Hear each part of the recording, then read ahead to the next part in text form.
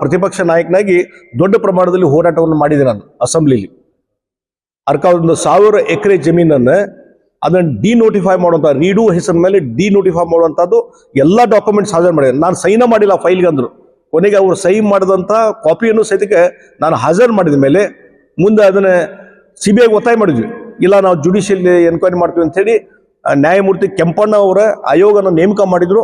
ಅಲ್ಲಿ ಎನ್ಕ್ವೈರಿ ಆಯಿತು. ಅದಕ್ಕೆ ಸಂಬಂಧಪಟ್ಟಂಥ ಕಾಗದ ಪತ್ರಗಳನ್ನು ನಮ್ಮ ನ್ಯಾಯವಾದಿಗಳ ಮುಖಾಂತರ ಅಲ್ಲಿ ಹಾಜರು ಮಾಡುವಂಥ ಕೆಲಸವನ್ನು ನಾನು ಮಾಡಿದೆ. ಕೊನೆಗೆ ಅವರು ರಿಪೋರ್ಟ್ ಕೊಟ್ಟರು. ಆ ನ್ಯಾಯಮೂರ್ತಿ ಕೆಂಪಣ್ಣ ಆಯೋಗದ ರಿಪೋರ್ಟು ಏನಾಗಿದೆ, ಅದರಲ್ಲಿದ್ದಂಥ ಕಂಟೆಂಟ್ಸ್ ಏನು, ಸಿದ್ದರಾಮಯ್ಯನವರು ಹಗಲಲ್ಲಿ ಹೇಳ್ತಾರೆ, ನಾನು ಅದರಲ್ಲಿ ನನ್ನ ನಿರಪರಾಧಿ ಅಂತ ಸಾಬೀತಾಗಿದೆ, ನಂದೇನು ತಪ್ಪಿಲ್ಲ ಅರ್ಕಾವತಿ ಪ್ರಕರಣದಲ್ಲಿ ಅನ್ನುವಂಥ ಮಾತ್ರ ಹೇಳ್ತಾರೆ. ನಾ ಅವತ್ತು ಕೇಳಿದೆ, ನಾನು ಆಯ್ತಪ್ಪ, ನೀವು ನಿರಪರಾಧಿ ಅಂತ ಹೇಳಿದ್ರೆ ನ್ಯಾಯಮೂರ್ತಿ ಕೆಂಪಣ್ಣ ಆಯೋಗ, ಎಸ್, ಇವತ್ತು ನೀವು ಮುಖ್ಯಮಂತ್ರಿ, ಅದು ನಿಮ್ಮ ಸುಪರ್ದಿಯಲ್ಲಿದೆ, ಅದು ಕೆಂಪಣ್ಣ ಆಯೋಗದ ರಿಪೋರ್ಟು, ಅದನ್ನು ಮಂಡನೆ ಮಾಡಿ ಅಸೆಂಬ್ಲಿ ಮುಂದೆ. ಈಗ 15 ತಾರೀಕಿಗೆ ಅಸೆಂಬ್ಲಿ ಸ್ಟಾರ್ಟ್ ಆಗ್ತದೆ, ಅಲ್ಲಿ ಮಂಡನೆ ಮಾಡಿ. ನೀವು ನಿರಪರಾಧಿ ಅಂತ ಅದರಲ್ಲಿ ಪ್ರೂವ್ ಆಗಿದ್ರೆ ಅದು ಸಾರ್ವಜನಿಕರಿಗೆ ಗುರ್ತಾಗಲಿ.